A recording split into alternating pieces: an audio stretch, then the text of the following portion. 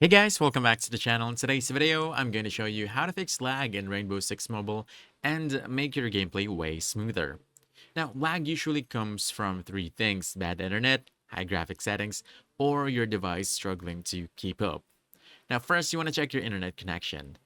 Competitive shooters need stable Wi-Fi. If you're on mobile data, switch to Wi-Fi if possible, and move closer to your router. Stop other downloads or streaming in your house and restart your router if your ping is unstable. High ping causes rubber banding, delayed shots, and freezing. Next, you want to lower your graphic settings. Just go to the settings, then graphics. Reduce the graphics quality to medium or low. Lower the FPS cap to 30 or 60 instead of max. Lower settings mean less strain on your phone and smoother gameplay. Also, close those background apps. Apps like YouTube, TikTok, or Chrome eat up RAM and CPU, so you want to clear everything before launching the game so Rainbow Six Mobile gets full performance priority.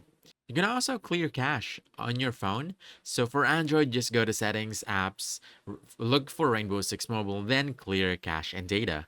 On iPhone, you can reinstall the game clear so that the game clears cache. Just make sure your account is linked first. So keep everything updated too. Update the game and your device's OS.